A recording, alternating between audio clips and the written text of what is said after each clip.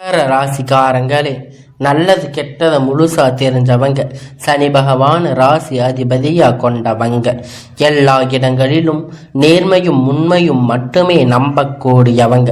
உங்களுக்கு சொந்தமோ பந்தமோ அது தப்புன்னு தெரிஞ்சா தப்பு தான், வெட்டு ஒன்று துண்டு ரெண்டுன்னு பேசக்கூடியவங்க. உண்மை நியாயத்திற்கு மட்டுமே என்னைக்குமே கை கொடுப்பீங்க. உண்மைக்கு புறம்பாக எந்த ஒரு விஷயத்தையுமே செய்ய மாட்டீங்க. இதனால் தான் மகர ராசிக்காரங்களுக்கு நிறைய கஷ்டங்களும் துன்பங்களும் அதிகமாகவே வந்துகிட்டு இருக்கு. புதுமையான சிந்தனைக்கு சொந்தக்காரங்க, பூ போல மனசு, கோபத்தை மறைச்சிட்டு சிரிப்பை மட்டுமே காட்டக்கூடியவங்க. எடுத்த காரியத்தை எப்படியாவது முடிச்சரணும் அப்படிங்கிறதுக்காக கஷ்டப்பட்டு போராடுவீங்க. தங்களுடைய கஷ்டத்தையும் கண்ணீரையும் கடுகளவு கூட மற்றவங்களுக்காக தெரியாம பார்த்துக்குவீங்க. இதனால பார்க்கிறவங்க எல்லோரும் மகர ராசிக்காரங்களா, இவங்களுக்கு என்னப்பா சூப்பரா இருக்காங்க, இவங்களுக்கு என்ன குறைச்சல் அப்படின்னு நினைச்சிட்டு இருக்காங்க.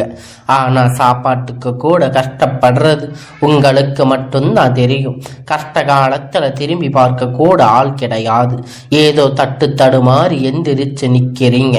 உங்களை குறை சொல்றதுக்குன்னே நிறைய பேர் தேடி வருவாங்க.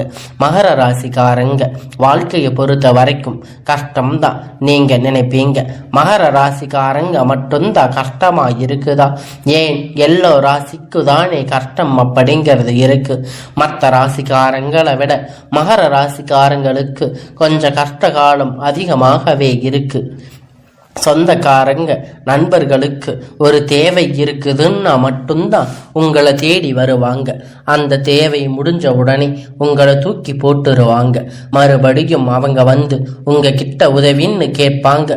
அவங்க உங்களுக்கு முன்னாடி பண்ண துரோகத்தை எல்லாம் மறந்துட்டு மீண்டும் அவங்களுக்கு உதவி செஞ்சு ஏமாறக்கூடியவங்க தான் நீங்க. இந்த ராசிக்காரங்க வாழ்க்கையில கடந்த காலகட்டத்துல ஏதாவது ஒரு பிரச்சனை புதுசா வந்துகிட்டு தான் இருக்கும்.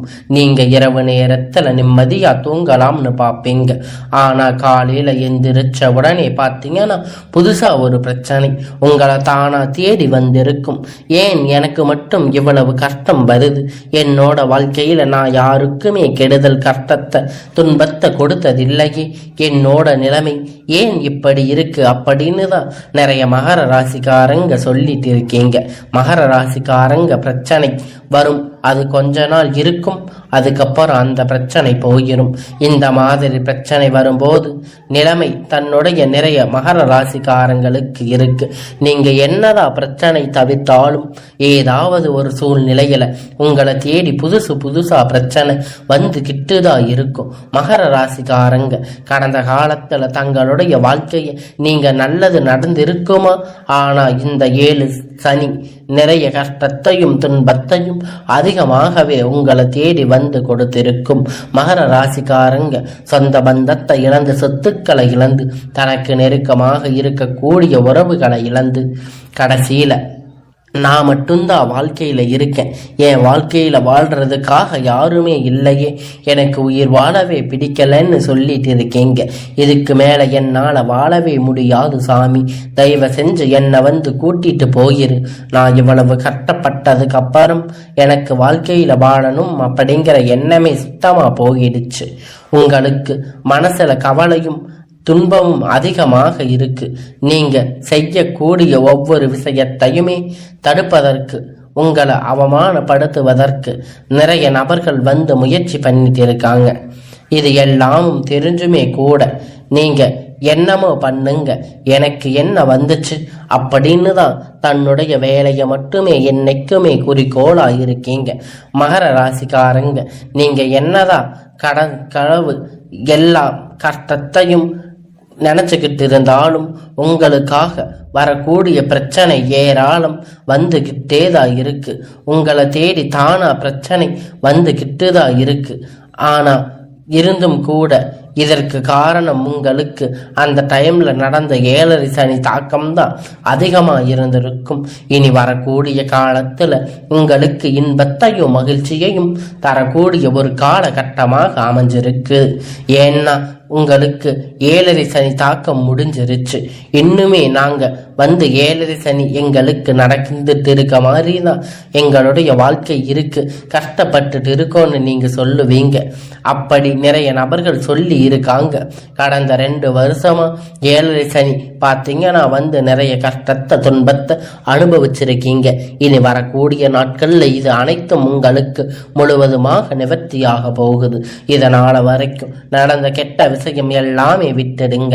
இனி வரக்கூடிய நாட்கள்ல மகர ராசிக்கு எப்படிப்பட்ட நன்மைகள் எல்லாம் வரப்போகுது அப்படிங்கிறத நம்ம தொடர்ந்து பார்க்க போறோம்.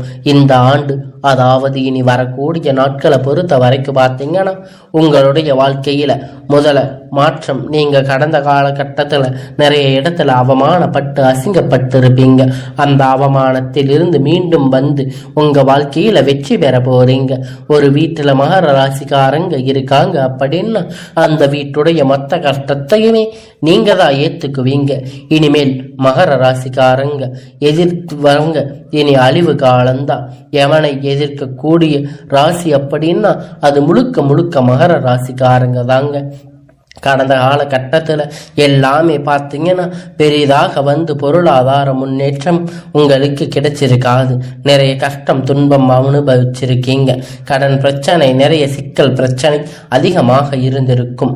ஏன் இந்த குரு பயிற்சி நடக்குதுன்னா, அதுக்கு ராகு பயிற்சி நடக்குதுன்னா, நாங்கள் இத்தனை பயிற்சி வந்துமே எங்கள் வாழ்க்கையில் இன்னும் நாங்கள் வாழ்க்கையை எப்படித்தான் நாங்கள் முன்னேற்றத்தை பார்க்கவே இல்லையே அப்படின்னு நிறைய மகர ராசிக்காரங்க கேட்டுட்டு இருக்கீங்க.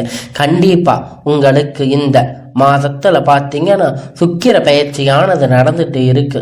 உங்களுக்கு நல்ல ஒரு முன்னேற்றத்தை கண்டிப்பா சுக்கிர பகவான் உங்களுக்கு நிச்சயமாக தரப்போறாரு.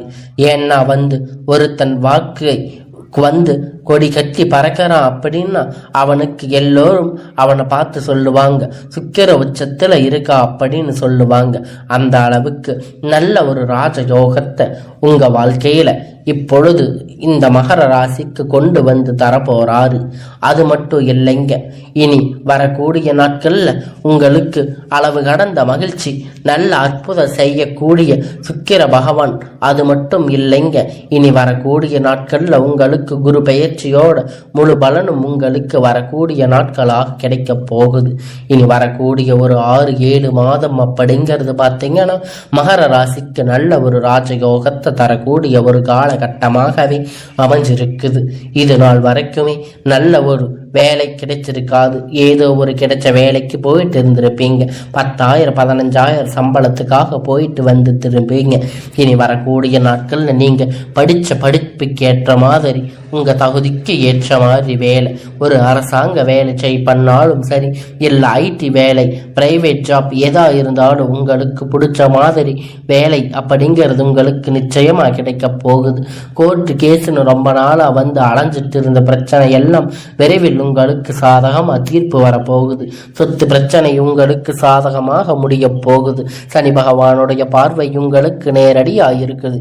இதன் மூலமா வருமானம் அப்படிங்கிறது பல வழிகள்ல வரும். தொழில லாபம் சற்று அதிகமாகவே கிடைக்கும். அரசியல்வாதிகளை பொறுத்த வரைக்கும் பார்த்தீங்கன்னா புதிய பொறுப்புகள், புதிய பதவிகள் எல்லாமே தானாக உங்களை வந்து சேரும். ராகுவால உங்களுடைய செல்வாக்கு அப்படிங்கிறது உயரும். உடல் ஆரோக்கியம் மேம்படும். சங்கடங்கள் நீங்கும். மறைமுகமாக உங்க தொழில் வாழ்க்கையில சரி, இல்லற வாழ்க்கையிலும் சரி, நிறைய நபர்கள் வந்து ஏதாவது ஒரு வகையில் தொல்லை கொடுத்திருப்பாங்க. இனி அவர்களுடைய தொந்தரவு முழுவதுமாக இருக்காது. கடந்த காலகட்டத்தில் நீங்கள் ஒரு கம்பெனியில் இரவு பாலா பார்க்காம உழைச்சிட்டு இருந்திருப்பீங்க. உங்களுடைய சொந்த கம்பெனின்னு நினைச்சு வேலை செஞ்சிருப்பீங்க. ஆனா உங்களுக்கு அங்க இருக்கக்கூடிய அங்கீகாரம் அப்படிங்கிறது ஒரு துளி அளவு கூட கிடைச்சிருக்காது. இனி வரக்கூடிய நாட்கள்ல உங்களுக்கு சம்பள உயர்வு, பதவி உயர்வு போன்ற எல்லாம் நீங்க வேலை செய்யக்கூடிய இடம் மூலம் உங்களுக்கு கிடைக்க போகுது. இனி நினைச்சது எல்லாம் நடக்கும். தொழில் வியாபார தடை அனைத்தும் விலகும். லாபம் அதிகமாக கிடைக்கும். முன்னேற்றம் உண்டாகும். வரக்கூடிய பணம் விரைவில் கையில் வந்து சேரும். குடும்பத்தில் நெருக்கடிகள் விலகும். செல்வாக்கு அந்தஸ்து உயரும். தொழில் முயற்சி வெற்றி தரும். தெய்வ சிந்தனை அதிகமாகும். பெரியோர்களுடைய உதவி கிடைக்கும். உறவினர்களிடமிருந்து சண்டை சச்சரவு முழுவதுமாக விலகும். புதிய நபர்கள் உங்களுக்கு உதவி செய்வாங்க. தொழிலில் ஏற்பட்ட நெருக்கடிகள் நீங்கும். முடங்கி கிடந்த நிறுவனங்கள் எல்லாம் மீண்டும் இயங்கும். வியாபாரத்தில் ஏற்பட்ட லாபம் கிடைக்கும். புதிய தொழில் தொடங்கக்கூடிய முயற்சிகள் எல்லாம் கண்டிப்பாக உங்களுக்கு வெற்றியை தரும். தொழிலில் இருந்த தடைகள் விலகுவது மட்டுமல்லாமல் சிலர் வந்து புதிதாக தொழில் தொடங்குவீங்க. உற்பத்தியில இருந்த தடைகள் நீங்கி தொழிலை விரிவு செய்வீங்க. வரக்கூடிய நாட்கள்ல விற்பனை அதிகமாக, ஏற்றுமதி இறக்குமதி தொழில நல்ல ஒரு லாபம் கிடைக்கும்.